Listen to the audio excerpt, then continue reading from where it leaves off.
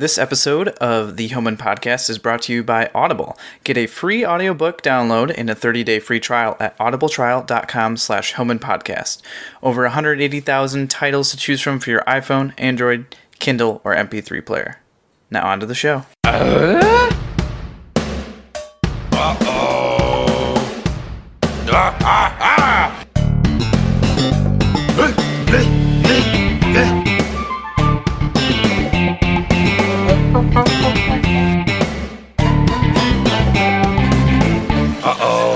Does everybody know what time it is? Homan Podcast time! That's right. Binford Tools is proud to present a Home Improvement Podcast. My name is Adam. You all know my co-host, Jordan. What's up, Adam? Back in the saddle shoes again. No, you said you wouldn't say it. I know, oh my I lied. goodness. I lied.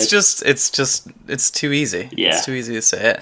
The good news is now I know I'm not being catfished because I saw you in person since the last time we recorded, so that's good. I was a little worried that maybe you would be different from the person you said you were being, kind of a JTT. What was that episode called that you loved so much and you looked forward to so much? Oh, sure. I don't know what it's called. Yeah, it's where he has that older woman send him all the software. Yeah, that one. Yeah, that's a good one, but I don't remember that. You know, once we watch them and we talk about them, they're gone. They're literally gone forever. We filed them away. Yeah, Jordan, we met up in your hometown. Well, not your home, not your hometown per se, but the town where your home is now in. And it went so well that we didn't talk to each other again for a couple weeks afterwards. So yeah, we were kind of spent. Like we had enough of each other. So it was almost not quite 24 hours, probably about 18, and that was all we really needed. In and out. I did notice that you did leave the light on when you left. So yeah, well, I'm gonna be sending you a bill for that. Oh no, I wanted you to have something to remember me by. It's kind of like a calling card, you know. Okay. You know how like at the end of Batman Begins, they're on the rooftop, and Gary Oldman, Oscar winner, is like, yeah, he's got a flair for the theatrics, you know. He's a bit of a Weisenheimer, and then he hands over the Joker's calling card. I was kind of going for something like that. Well, it did not land. Okay. Just good to know. So, yeah, we had a good time. Took you out to some local eateries. Took you around the town. It was fine. You mentioned it was not exactly what you had envisioned in your head. I don't know if that's good or bad, but so there it is. Now, did you want me to kind of respond to that, or? I don't want to make you do anything, but well, I'll just briefly talk about my impressions of St. Cloud. You got a nice place there. A lot of talk of feral cats. You know, I don't know that more feral cat conversation than you expected. Yeah, I didn't know that feral cats played such an active role in your just kind of daily existence. So a lot of mention of that. Saw a lizard. That was cool. So you saw the infamous bunnies, and your girlfriend was kind of into it. The bunnies? Yeah. You might have a new pet in your future. Don't think so. But yeah, you got two real nice rabbits, Jordan. Real nice. Yeah, real polite rabbits. No, I actually, they offered to take your coat or something. Yeah. It was nice of them to make dinner too. I didn't expect that. Probably the biggest surprise was, you've been burying the lead for however long you've been down there, in that you live so close to the Darryl Strawberry Rehabilitation Center. Yeah, I wanted to be. It was your birthday when you were here, right, yeah. And I wanted to give you a little birthday surprise, and that was it. We took a tour of the Darryl Strawberry Rehab Center. I mean, when you say tour, we quickly sped by, and you kind of haphazardly pointed out to the side and said, here's this. But yeah, it was all the tour I needed. Yeah, I mean, it's one of those things where you're so used to it because you live by it that you forget that it's really it's big... it's like being in Washington D.C. and kind of living in a close proximity to the White House. Yeah, it's like it just the to Washington everybody Monument's else, there. It means so much more, but to you it's just kind of like whatever, old hat. Yeah. Mm-hmm. Yeah. So that was unexpected for you, I'm sure. It was. Yeah. But a joy. It was very nice. You were nice enough to take me out to dinner for my birthday. We saw some fantastic sites. Chief among them, the Darryl Strawberry Rehabilitation Center, and then I headed on my merry way. But it was a real pleasure to finally get some FaceTime. Yeah, definitely, and not FaceTime like people, technology. Actual FaceTime. We did record something though on your phone. I haven't looked at it probably for I don't want to see how it turned out. So. Oh, it's pretty good. Okay. I watched the first 7 minutes out of 10 in the car on the way home. 10 minutes long, huh? Yeah, and then it started buffering, and I was like, well, I can imagine how the last 3 kind of went, so I haven't tuned in. But yeah, does it get? Well, we could talk about it later, but does it have more or less views than your live watches? That's what I'm wondering. Comparable, I would say. The one live watch has a couple hundred because that was when that was PFT Gate. Yeah, hashtag PFT Gate. PFT Gate. So yeah, it's it's there if anybody wants to look at it. And we took some very professional Sears-esque kind of photos as well. Jeez, I forgot about that till you just said it. Okay, so great trip. You had a good birthday. You had a nice vacation. You know what I did over that time? One of the things that you brought with you all the way from Illinois was the Handyman game. Now, we didn't get an opportunity to play it together. We wanted to record an episode. It just didn't happen. We didn't have enough time. There's not enough time. You can't do everything you want to do. You know? You can't. So instead, I played it with my wife, and it was better than I thought it was going to be. Okay, interesting. To lay it out, it was kind of like Monopoly. The goal is to, instead of, take over the world and make as much money as you can, build hotels, all that kind of stuff, you're building equity in this game because you're completing tasks and projects, like you're remodeling certain rooms and such. The goal is you go around the board, you collect or you buy tools and supplies at different places so that you can complete a project. All that was fine. My 2 biggest gripes, though... it sounds so boring. What you just said it sounded so dull. So my biggest gripes were that you have to play to 50,000 in equity, which is way too much. It took Andrea and I about 2 hours to complete this game. Although joyful 2 hours, it was just prolonged 2 hours. So I would say cut that in half. It did come down to the end where she had $49,900 in equity. Storybook ending. And I had $49,650 in equity, okay. And I made a last minute dash and won. She was not happy. So it's strange that a home improvement game would focus on equity and that just seems not. There's thematic. also there's things on there like Al's bargain basement. Like apparently Al owns a store, and then Wilson also owns a store. Jill that doesn't seem. Jill has a boutique, but it all serves the purpose of buying these supplies and stuff. Okay. My biggest gripe with the game was seems like you got a lot of gripes. My biggest gripe. All right, your biggest one. My biggest one is that you actually have to have tool knowledge, home improvement knowledge. Oh, okay. Not about the TV show, but about actual tools, because there is a square called Go Ask Al. Mm-hmm. And it's like chance or community, right. Community chest. And there's a lot of these spaces on there, and if you land on them, you have to answer a question. So I pulled a couple of the questions. Oh, no. And I want to test your knowledge. Okay. Now, they are generous enough to make them either true or false or multiple choice, but they're still pretty tough. Okay. So I'm going to read you a true or false real quick here. Okay. True or false? Al says, a good way to tell if you have a drainage problem is to leave a rubber mat on the floor for 2 or 3 days. If there is moisture on the mat after this time, you have a drainage problem.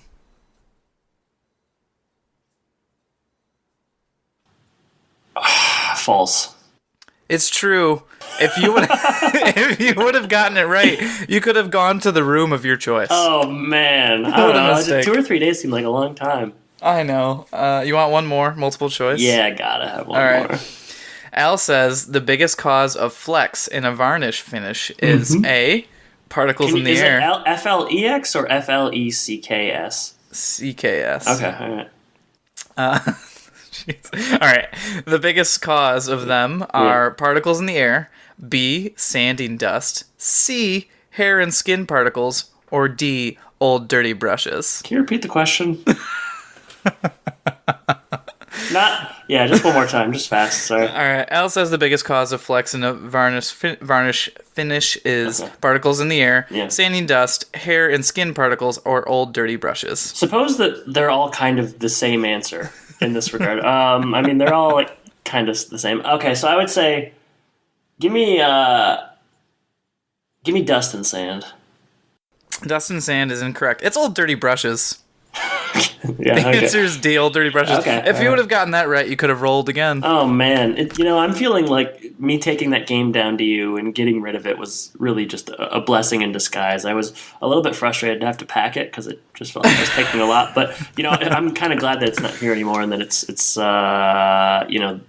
in your hands now. Yeah, I've been trying to sell some games and stuff on eBay, so maybe this will go on there. Yeah, hey, you split the profits, okay? Split those profits. You can see that part of the game was pretty tough. Like, Andrea and I don't know any of these questions. Did you get any of the questions right? I got a couple. Yeah. There was some stuff about, like, painting and sanding that I had actually done before, but... Yeah, you had to phone a friend, and the friend was your father. Mm-hmm. I got maybe one out of, like, I don't know, 10 to 12 of those, right? There were a lot. Too many.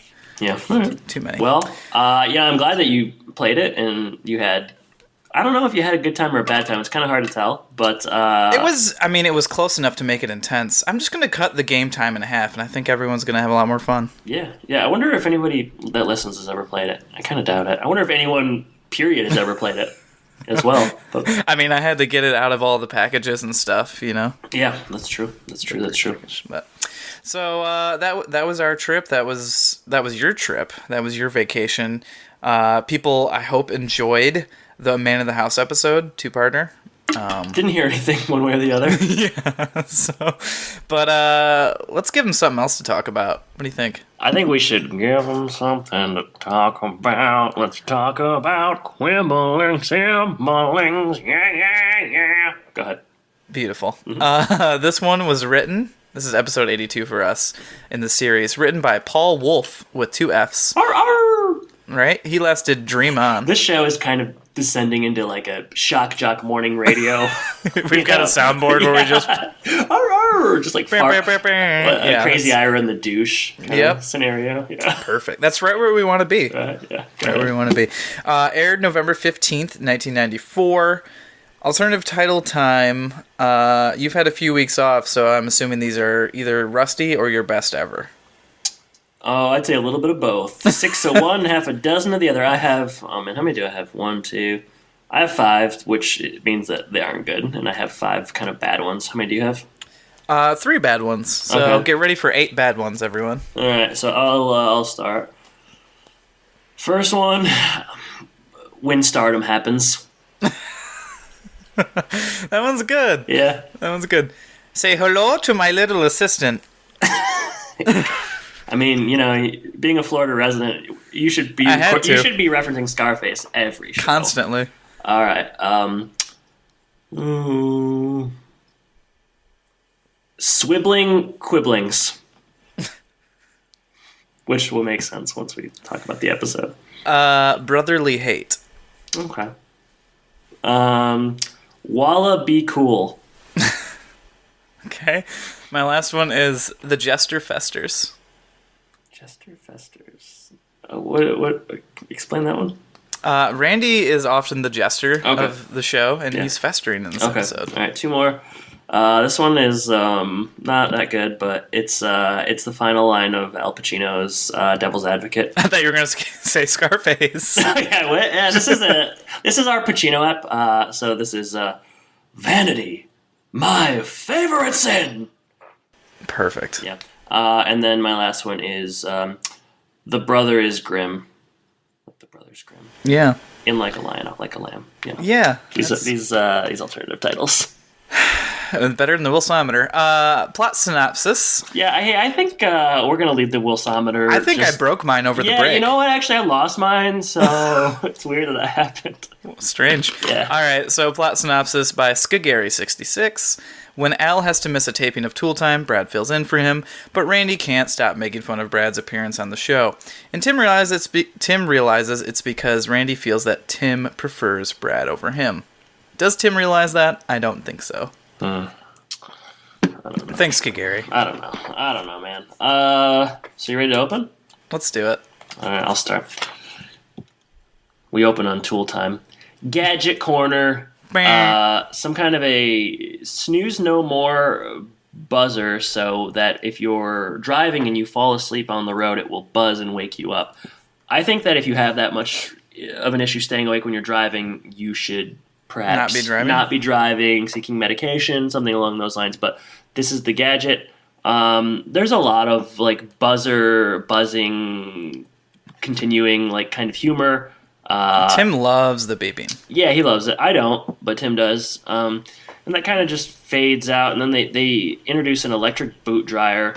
Tim has somehow gotten a hold of Al's boots from a locker, and he dries them, gets them wet, etc., etc. It's kind of stupid. I mean, it's my notes are not, at least on this opening scene. I didn't write much. Yeah, it's the typical inconsequential, really. Yeah, it's the typical Tim soups up something with more power and ruins something of Al's. The best part of this scene is they pan to the audience and there's a dude in an Al's Pal saw that, yeah, t-shirt. Mm-hmm. That's the best part. Yeah, I've never. Is that branded? Is that trademarked? I've not heard that used or seen that. It's used a before. Pretty big hashtag on Twitter if you look for it. Al's Pals, yeah, I'm sure. So that's the opening scene, Jordan. Cold as ice. It's it's an opening scene. It's what we've come to expect, and it's not like the opening scene of your reboot script that I've read so far. Yeah, so. Super meta. Dark. All right. At home, this is the next scene here after the credits, opening credits. Tim is cooking dinner. He's kind of throwing spices around like he's the cook at a hibachi grill. Mm-hmm. Brad's impressed. Are you impressed, Adam?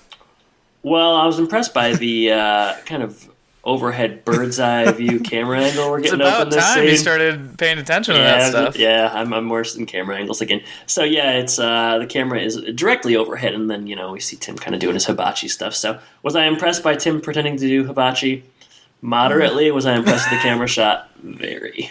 Yeah, it looks like he was kind of spilling spices everywhere. That was my problem. Yeah. And a good chef knows how to keep things clean. Him up. I'm sure he'll take care of it. Yeah, he's good at that. Jill comes in, startles him. Big news for Jill. She got her first A on a paper about abnormal sexuality. Tim wants to put it on the fridge. Jill thinks that's maybe a little different subject. Maybe next time we can put it on the fridge. I feel like she's been taking classes for a long time to not get an A. I was also wondering... Here's my Okay, you say what you're going to say.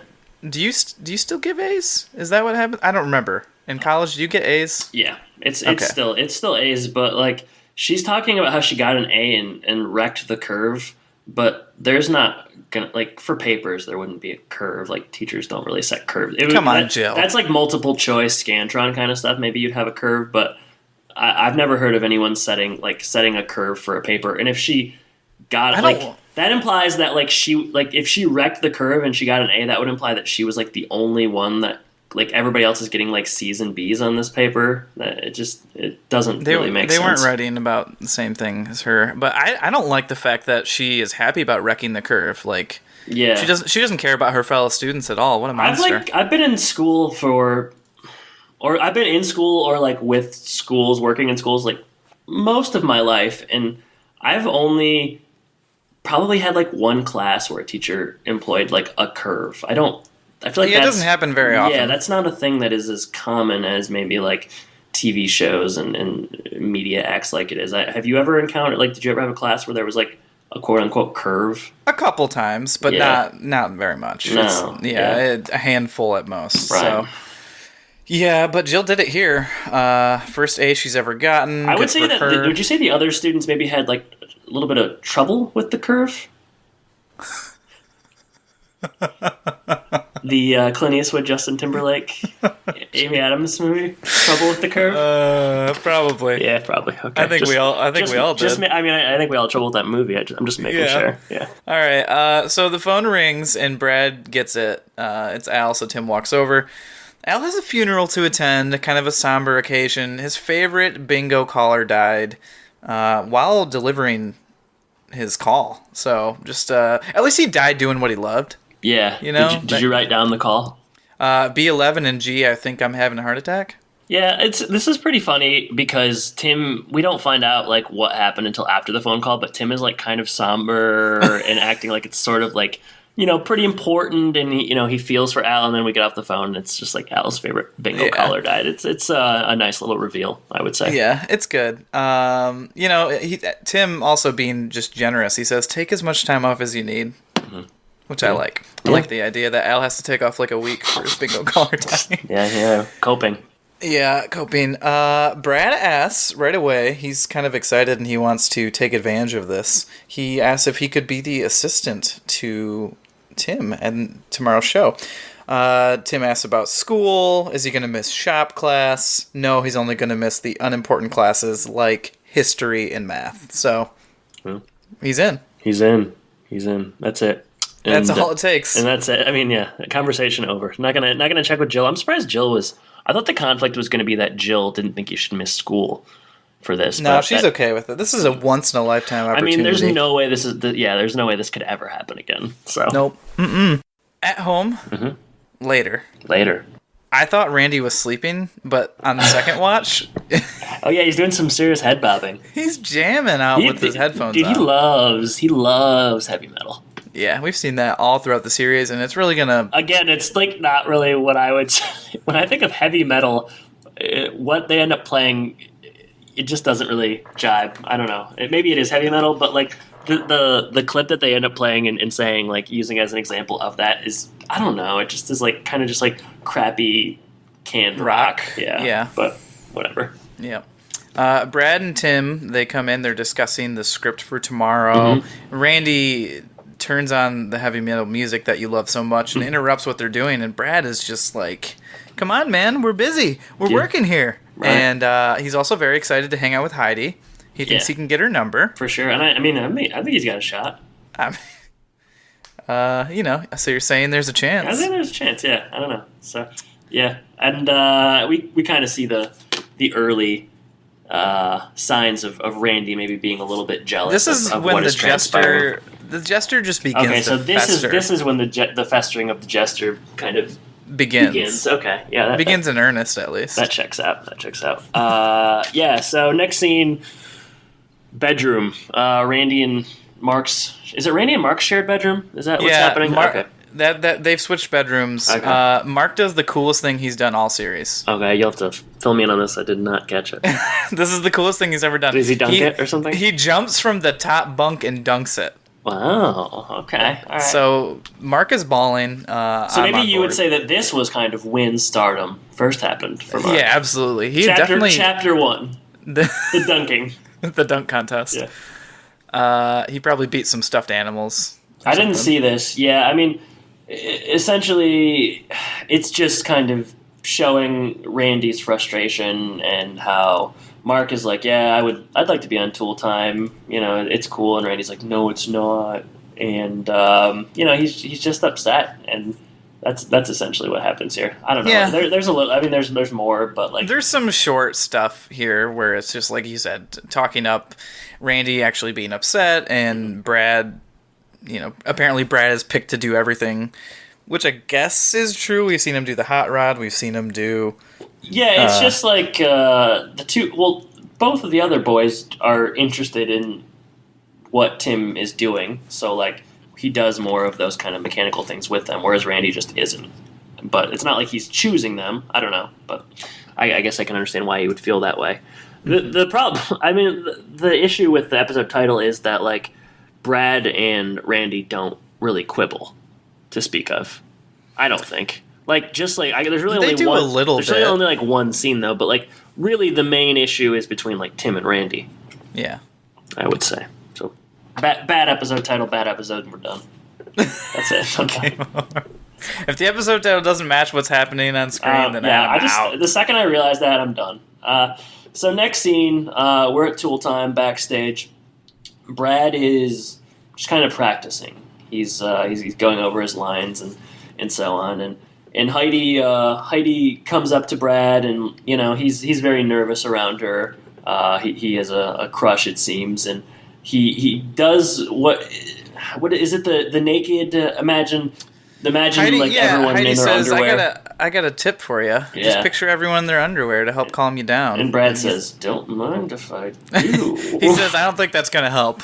Yeah. But then Tim comes around after Heidi leaves and says he does the same thing, but pictures everyone naked. It's just your classic, heightening, doubling down, heightening joke structure.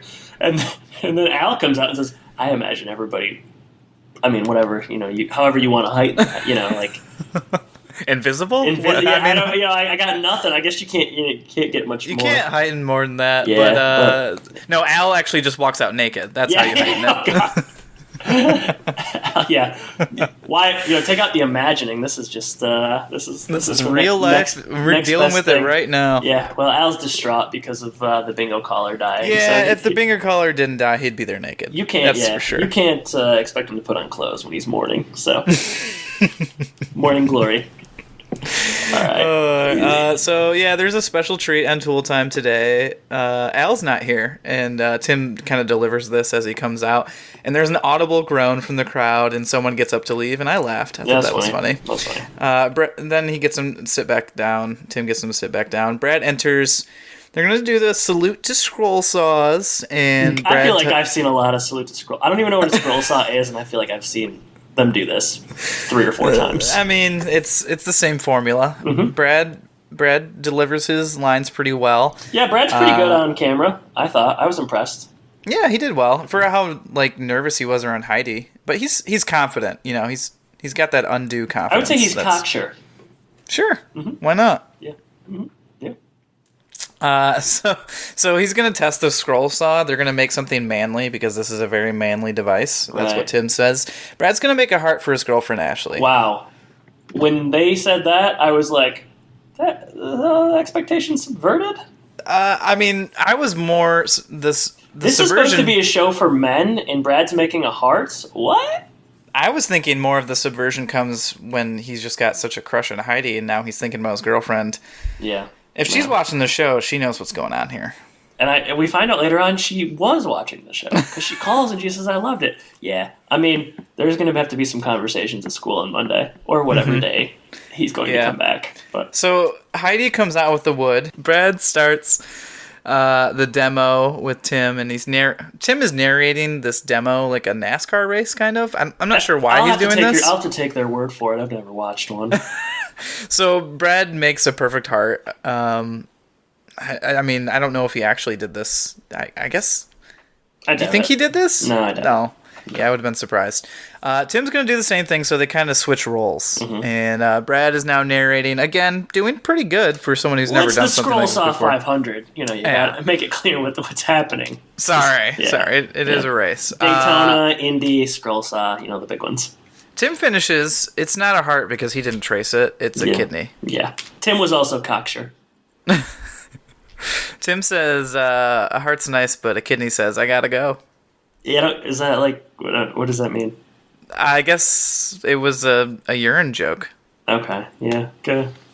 One of those urine jokes. Yes. But Brad is such a natural that he segues this into a commercial break. Yeah, I do like how Brad's kind of calling the shots. He's like, yeah, I got the structure down. I kind of know where we're heading. I've seen Tool Time a time or two. Let's just say I've been here before. So yeah, and Brad continues to do the thing where it's like, and I don't think we've said this before, and one of my alternative titles related to this, where he is like saying, like he's getting the first letters and the words mixed up when Heidi's around, so he'll be like, I don't know, what's an example? Well, later he says, like at the end of the show, he says, "Knee you sex time."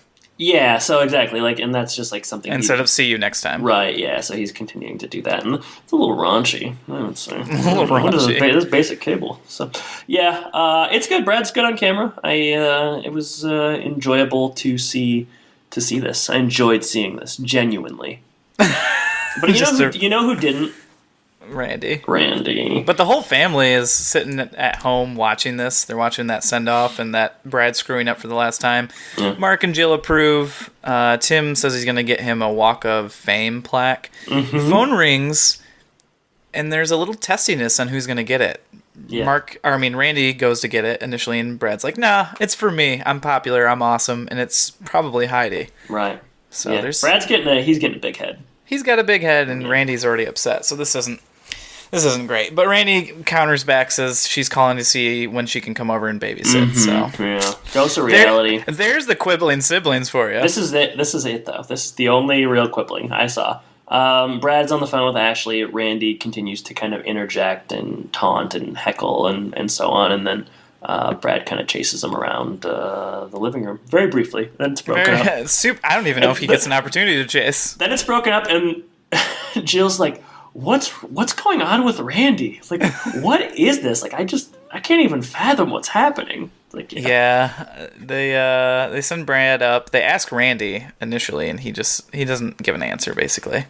And that's a commercial break right there. It'd be funny if one time on this show they asked one of the kids what was wrong, and they just like came out with it like very quickly. He's like, "I'm jealous. All right, it's obvious. Why do we have to stretch this out? I envy my brother. Yeah, he was on TV. I wasn't. Let's move on." No, but instead he is cagey. Yeah, very cagey. Cagey and cocksure. Just a lot of that going on. Yeah, that's what you should have named your episode title. That would have been better. So what happens next, Jordan? Yeah, they like I said, it's kind of like used as a commercial break, a cliffhanger, if you will. We're going to take a quick commercial break. We come back home later. Jill asks Tim, "What do you think's going on?"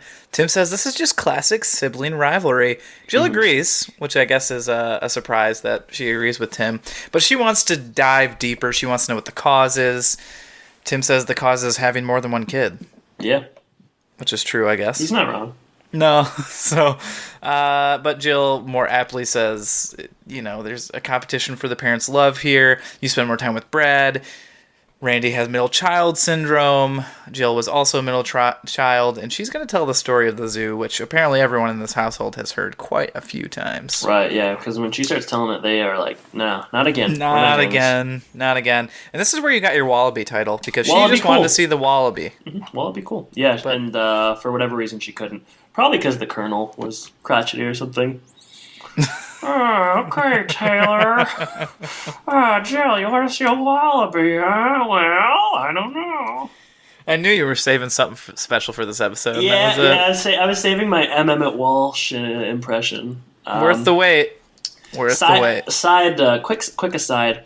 Kirsten and I were watching the new HBO doc on, it's called The Zen Diaries of Gary Shandling, and he was a comedian. You know who Gary Shandling is? Yes. Yeah. Okay. All right. Just making sure. You haven't seen Airplane, so really anything's fair play. But there's a lot of Jay Leno in that doc, and a lot of Jay Leno is kind of trying to say kind of poignant, observational things. He's making some pretty bad metaphors, and it was some good non-intentional comedy in the doc. So it's worth it's 5 hours long, so it's pretty short. So break it up a little bit. But you're gonna get some good Leno bits in there. So yeah, worth every single minute. Yep.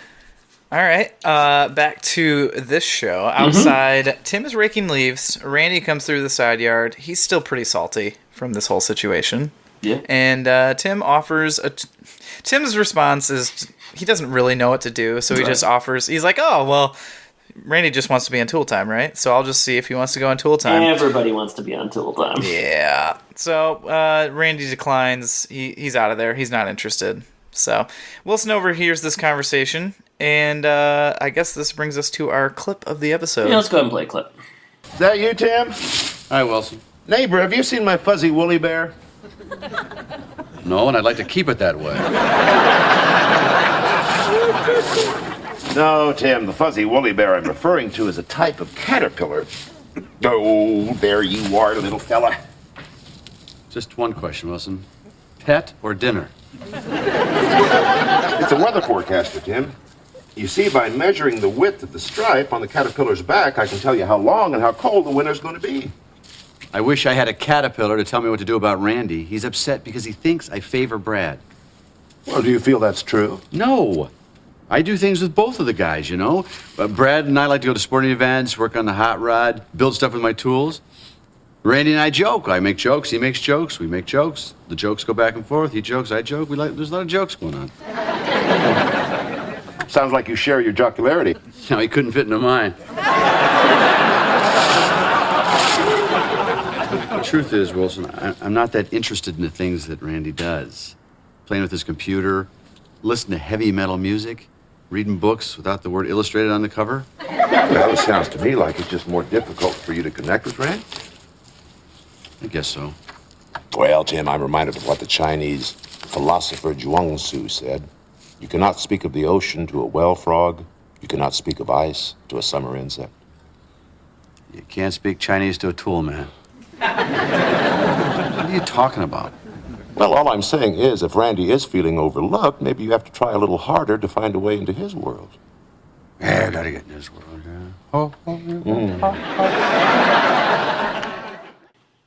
So Wilson, after finding his fuzzy woolly bear and not showing it to Tim, he listens to Tim's problem. Brad and Tim do lots of things together. They enjoy doing similar things and have similar hobbies. Randy and Tim, however, only share jokes. They don't. Tim does not share Randy's interests, books that don't have the word illustrated on it, music, heavy metal music, computers, stuff like that. Right. So Wilson's advice is basically to try harder, to do things that you might not want to do just to spend time with your kid. I know we're not doing a Wilsometer reading, but if we were, it'd be pretty high temp on this one.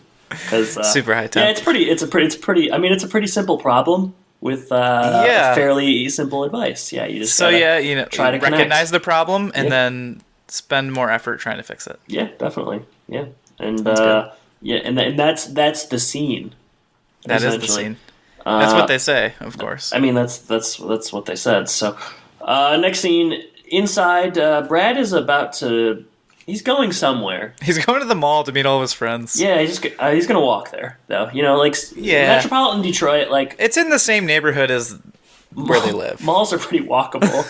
I mean, growing up, if you want to walk to a mall in Don't you remember all those times we just walked to Cortland Center? We would just always walk to the mall. It's also walkable in these kind of suburban towns with with the expressways and the traffic and walkability score 100. Yeah, for sure. Yeah, 100%. So Brad's gonna walk to the mall. His arrogance continues, but Jill tries to give him a little bit of perspective here, and says hey, maybe take it easy. Your brother's a little bit jealous. And he thinks that's cool. But then she puts it in terms hey, when Randy comes home with a report card and waves it in your face because you're an idiot, how does that make you feel? He said, pretty crappy. Now, if she would have stopped right there, I think it might have worked a little bit better. But then she tries to make it about herself and continues on with this Wallaby story, which is why I say to Jill, Wallaby cool. Just relax. Just be cool. And Brad rushes out, and Tim comes in from his side yard conversation, and he hears the Wallaby story and continues upstairs. Right, yeah. Nobody wants to hear the Wallaby. Nobody has time for it. It'd be funny if there was a scene at the end where she straps Mark in, and she's just talking to him about this Wallaby situation. It would be funny if this was like the movie Airplane you've never seen, where they continue to be so bored by the story that they begin to try to take steps to kill themselves, like an airplane. There's a continued bit where the guy's story is so boring that a woman ties a noose around her neck, or a guy proceeds to light himself on fire. It's weird they didn't do that. Yeah, why didn't they pull that one off? I don't know why they don't do that. Yeah, it's weird that they didn't want to do that. Or if they pretend that they're listening to Jill, but then they pop up one of those inflatable guys like they do in Airplane. Or so that's what you think. You've never seen it. You don't know. I told you I've seen parts of it. Oh yeah, just the part with the inflatable guy. Yeah. Yeah, inflatable guy. What else do you need to see? Kareem Abdul-Jabbar? Yeah, that's it. Yeah. Okay. So we're getting near the end here. Tim's gonna try to make things right. Yeah, that's what he's going to try to do. So he approaches Randy in his bedroom, and Randy's on his computer, and Tim, he lays it out. He feels as though he is close. He has more in common with, or what is it? Randy is more like Tim than Brad is. Is that what he's saying? Yeah, he says personality-wise, I think you're the closest to me than any of the boys. Yeah. Sarcastic jokes, things like that. Yeah, they do some downfly jokes and really bond over that moment. Yeah. And that all is well. Yeah, all's well that ends well. Yeah, because they're able to riff a little bit on some jokes about a guy having his fly down. And it basically all works out. Tim tries to take an interest in what Randy's doing by playing a zombie computer game. And Randy comments that, it takes a while for the computer to boot up because it just doesn't have enough power. And I got a kick out of this. It was good. I enjoyed Tim's kind of reaction to that, and kind of just him saying, you want me to add more power. I thought that was a nice little turn, and that is what probably should have been the ending, but we do get one kind of additional scene that doesn't... Well, since the siblings are quibbling, we have to make sure that they make up as well. Yeah, and what a satisfying ending this was. I mean, in terms of, like, the last scene, basically Brad's watching himself again. He says, like, every time I watch this, I notice something new about myself. Randy kind of just, like, makes fun of him some more, and that's it. Like, I don't know. He makes fun of him, and I guess this snaps him out of it a bit. I don't know how. I don't know why. Yeah, it doesn't. But then, R&B gets back together again, and they want to play some zombie games. Smooth R&B, yeah, but they can't because Tim, he tried to give the computer more power, and we know what happens when he does those kind of things. Yep. So they're gonna go upstairs and have a dunk contest against Mark. Yeah. That's why Mark was practicing that dunk. Mm-hmm. Yes. Roll credits, fade to black. Quibbling Siblings. Jordan, highs and lows. Overall, really, really like this episode, actually. Perhaps my favorite of the season so far. You got a plot with the boys, which is a little bit interesting. You've got Brad doing something completely different. I liked seeing him on Tool Time. I thought he did well. I like the idea that he, just became so vain from watching it and watching that play out. Like I said, Mark's dunk, the best thing that he's done all series, so that's important. And I like the way that Tim ends up fixing it by just approaching the situation and trying to relate with his kid. And like you said, that the part where he hears that the computer needs some more power, I thought that was funny. There was just a couple of lines like that where it was just the same kind of jokes that they usually do, but they were timed better and they seemed funnier to me. Lows. Jill's Wallaby story, she should know better by now. We've had this before where she keeps telling these same stories from her kids. Jill. Yeah. Oh, Jill, you want to see a wallaby? What they should have done is a flashback for M. Emmett Walsh. Yeah, I don't know. It's a shame. I hope he's coming back. I honestly don't know. But Taylor, you like my manuscript? But overall, really not too many lows for me on this episode, cool. Besides the cold open. That was pretty bad. So, What about you? What are your thoughts? I liked it as well. Yeah, I thought it was a new plot, new conflict that we hadn't seen before. One that seemed pretty logical, one that seemed grounded in reality, something that I could foresee happening were this a real family facing kind of real thing. So I liked that. I thought that just the Brad-Tim dynamic on the show I enjoyed. Just mostly this is a unique kind of thing. We haven't exactly seen this before. The jokes were strong. I got some good laughs here, some new bits, new humor. It's, wrapped up in a pretty logical way. Really all Randy wanted was for Tim to take an interest in what he was doing. Tim did that, and that was, it's simple, but it's kind of a simple problem. So it would, I felt like that was true to life and kind of wrapped up in an organic sort of way. But yeah, it was funny. I enjoyed it. It was something new for us. So yeah, all in all, I'd have to think back about what other episodes this season I've enjoyed to say whether or not this was my favorite, but one of the better ones, definitely. Lows, the opening scene, is kind of just banal and inconsequential, like I said earlier. Doesn't relate to anything. And then Jill doesn't really have a lot to do. And when she's on screen, she's not particularly funny, maybe a little bit grating. But overall, a real good episode, I would say. Mm-hmm. So way to go, Wolf, the Wolf Man. Shock jock. I'm not shocked at a lot of fart noises. We could have been okay with just the wolf noise. We can cut that out if we want. We'll see. We're not going to. Okay, whatever. So, with that, let's go ahead and move over to the social media side of things. So, Sean's social media corner. You can reach out to us. Our website is thehomeandpodcast.com. We're on Facebook at facebook.com/homeandpodcast, Twitter at homeandpodcast. Support the show for as little as $1 a month or for free. You can do so monetarily at patreon.com/homeandpodcast, or just leave a review for us. That helps people find us and listen to the show. Adam, It's been a long, long, long time since we've got around to this social media corner. So is there anything you'd like to share in regards to Twitter? Yeah, I got a couple things here, Jordan. Poll. Better movie, question mark. Options were Jungle the Jungle, Man of the House, or Citizen Kane, widely regarded as one of the greatest movies ever made. Shockingly, I mean, it is shocking only because I kind of put it in there as a joke, but Citizen Kane won. So, good. Good. Yeah, I mean, the right movie definitely won. I didn't expect people to actually, vote for that one, but 40% said Citizen Kane is better than Man of the House or Jungle the Jungle, which I don't really agree with.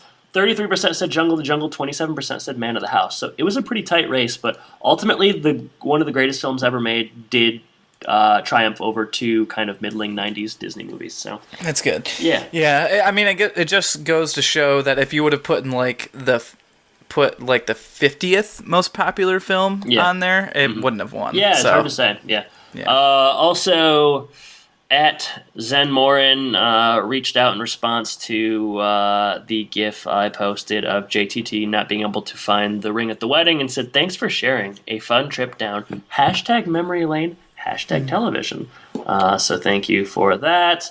It was a fun trip, wasn't it? I had so much fun with that trip. Someone else, Bites and Brews, responded with a GIF of Mimi Siku, and it says Mimi Siku for life. So yeah, the poll got some traction. Ooh, baby. But yeah, not PFT gate traction, but some traction. Yeah, I mean we're never gonna get that again, probably. So yeah, I mean otherwise, yeah, we, like you mentioned at the top of the show, we posted a short kind of video of you and I when I was down there in Florida. A couple of stellar photos as well from when we got a photographer in the studio briefly, and we had some photos commissioned. So if you want to follow us on Twitter at Home and Podcast, continue to interact, respond, like, favorite, retweet. We're also on Patreon, so if you want to throw us a couple bones, help keep the podcast running. Preferably US dollar bones. Yeah, no, Bonez, the Snoop Dogg ghost gangster movie. I haven't seen that one. Yeah, me neither, but I remember it. He's a ghost pimp. I think he's a ghost pimp. Give me a second. Bonez, Snoop Dogg. Ghost pimp. You just never know where these conversations are going to go, Give me. Don't transition away from this. I need. I'm not going to. Okay. Over 20 years after his death by gunshot, Jimmy Bonez comes back as a ghost to wreak revenge on those who killed him and clean up his neighborhood. Wreak revenge? Is that? Can you do that? I think seek revenge. Yeah, but it says wreak. Wreak havoc is what they were looking for. I mean, you got to talk to whoever wrote that. Was it Paul Wolf? It was Midnight Hunter X. Jeez. The time. Let me just read a little bit more. Be careful, or he will wreak revenge on you. The time is 1979. Jimmy Bonez is respected and loved as the neighborhood protector. When he's betrayed and brutally murdered by a corrupt cop, Bonez's elegant brownstone becomes his tomb. 22 years later, the neighborhood has become a ghetto, and his home is turned into a gothic ruin. 4 teens renovate it as an after-hours nightclub, unknowingly releasing Jimmy's tortured spirit. It's thrills and chills when blood spills, when Jimmy's ghost sets about its frightful revenge. His killers unaware of the gruesome fate that awaits them. With each new victim, the terror mounts, and Bonez's vengeance spins out of control, threatening everyone in his path, including his former lover, Pearl. Get ready for Bonez. Oh my god. And we gotta watch Bonez. Wow. So that'll be a special episode coming out this summer. Maybe we'll get Snoop Dogg as a guest. I mean, yeah. I think Richard Karn is in this as Bonez's boy. Bonez's nephew? Yeah, here he is credited Bonez's boy. I don't know. It must have been a juicy role. I don't know how we missed that. We don't know if it's his kid or just like his homie or like what it is. It's BOI, so I don't think it's his kid. Okay, that's good. Okay. Thank you for that tangent. Thank you for supporting the show, listeners. Yeah. Adam, do you have a question of the week? Yeah, it's not especially complex, but I feel like we haven't asked this in a while. So Jordan, what's the last movie you watched, and kind of what were your thoughts of it? Have you seen any movies lately? Any new movies maybe, or movies you hadn't seen before, and what was it like? What was it like? What was it like? Do you mean in theaters or just in general? In general. That probably doesn't even change my answer, so I was just stalling.